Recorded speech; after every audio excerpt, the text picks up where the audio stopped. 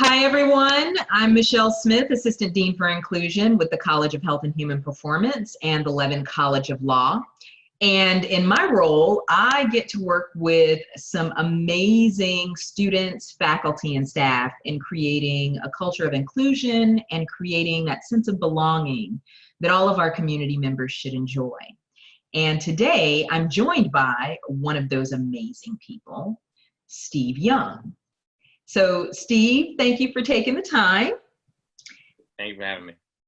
You are most welcome. And why don't you start out by telling us a little bit about yourself?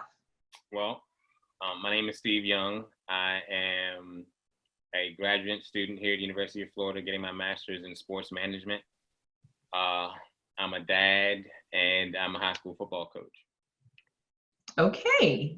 All right. And you're taking advantage of our sport management masters through the online program, yeah? Yes, ma'am. Okay. Okay. How are you finding that? I love it. It's a lot more in depth than I thought it would be. It's a lot more interactive than you typically think of when you think of an online course. And it's also super, super informative. And it's led to a lot of different relationships and different avenues for me to navigate and work in order to network and meet great people and use the University of Florida to the fullest. Good, good. So you're joining us today to talk about some tips, some recommendations for how to remain productive from an athlete development standpoint during this COVID-19 self-quarantining time, specifically for high school students. Yes. So tell us about the tips. Well, some of the tips, just from an athlete standpoint, the first one I think is, really think about your future. We have a lot of high school kids who think about, sports and athletics as their way out, especially in the African American community. And so my first tip would be think about your future. When you think about your future, include your parents in the aspect of letting them know what you want outside of sports and how they can help you achieve your goals, whether it's in sports, out of sports, but just make sure they're included. Set realistic goals for yourself. Everybody's not going to be the next Kobe Bryant or LeBron James or Michael Jordan or Emmitt Smith. So really set realistic goals for yourself. Don't sell yourself short, but also set realistic goals. Watch motivational speeches and speeches of a wide variety. I had the ability to was watching a speech with my kids, and I actually reached out to him and we began a dialogue and have been able to connect. And he's sending me 4 copies of his book actually this Tuesday. Wow. Pretty neat just from watching that and connecting through his story and my story and being able to do that. Next, I would say to find a mentor. No matter what walk you choose, no matter what career path you choose, you can't do it alone. Mm-hmm. And it's the best way I find is to lean on those who have been there and use their knowledge to help you avoid some of those pitfalls, as well as, to use some of their knowledge to excel the way they did at a faster pace, which is always good. Reach out to other students who have a similar goal. Hold each other accountable in that aspect. That way, you may have that mentor, but you also have a walking buddy along your journey to walk with you. It's a lot easier to surround yourself with people who are like-minded and achieve your goals that way. Again, you can't do it alone. Spend your time strategically.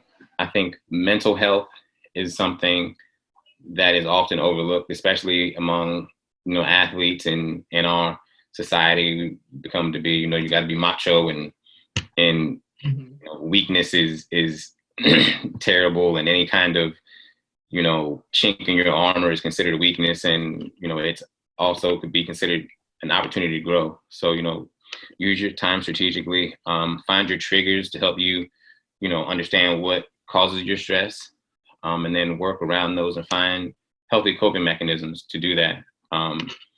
With sports not being with competitive sports not being readily available as it usually is, that outlet may be, train harder, but also, pick up a book and read and meditate a little bit. Again, like your mental health is huge, and it's something that shouldn't be taken for granted. Another thing is to learn about fiscal responsibility. This virus has been huge in affecting like us as a whole, as a world, but especially in the African American community and those underprivileged communities where you often have to, your parents may have to go to work to help support you and take that life or possible like sickness, death risk on a daily basis. And it's not any fault of their own, but maybe they didn't have that fiscal responsibility, implanted in them when they were younger. So take advantage of that, learn about that, your credit, the value of a dollar, as well as, your career path and all the resources that you have available. Again, maintain a daily routine. Don't sleep all day. It's not going to help you. If you're able to maintain a daily routine, once life gets back to the new normal, it'll be easier for you to assimilate and continue on. And if school and college is for you, learn about scholarships and internship opportunities, especially in the minority community.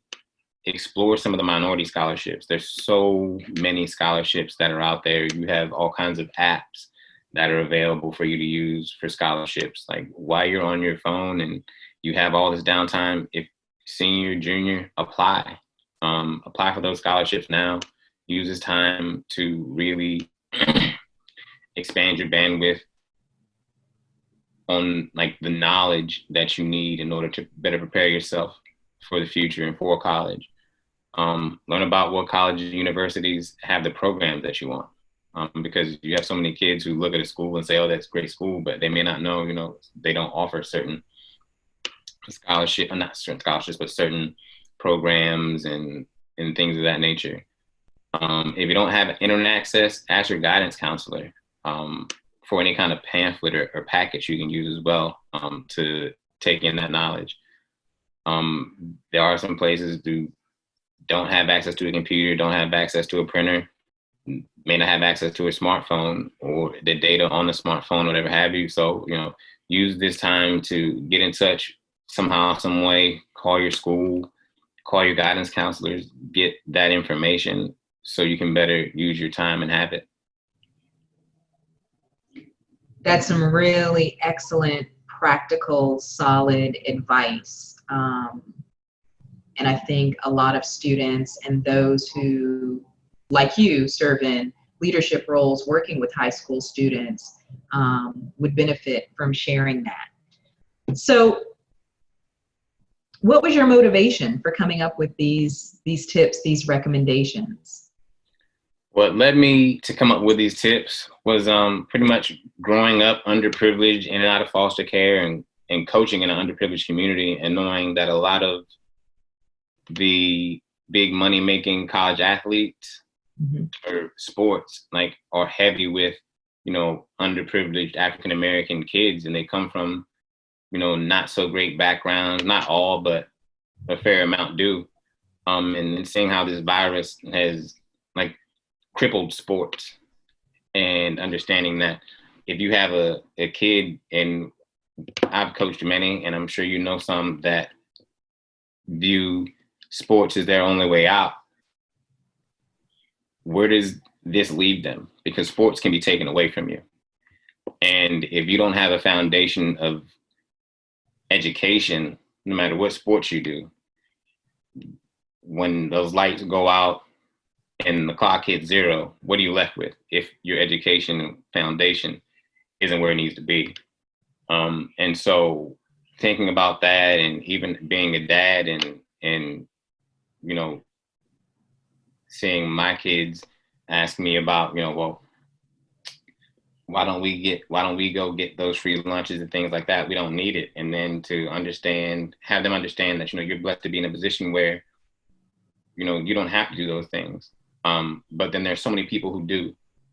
And that me coming up with these, tips may not reach everyone, but if it can help one kid, somewhere, change their trajectory or reach out to get a mentor or pursue a different avenue,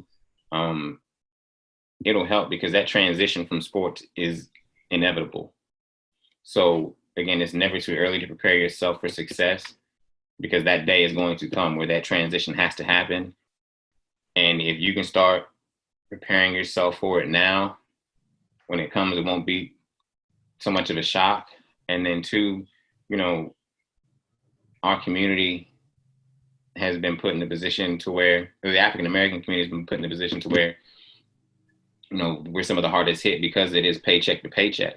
And so if you can set yourself up to where, you know, obviously you're in a position to where your family's struggling now, but, you know, the next time something like this happens and sports is taken, you may be 30, 40 years old, and hopefully you've used these tips to put you in a position to where you don't have to have this daily dilemma in a time of crisis, and you can be set for, you know, life, and not just life in the aspect of long term, but life in the aspect of, you know, your kids having what they need, you having what you need, and just not having to put yourself in a situation to where you're held in that same cycle. Yeah.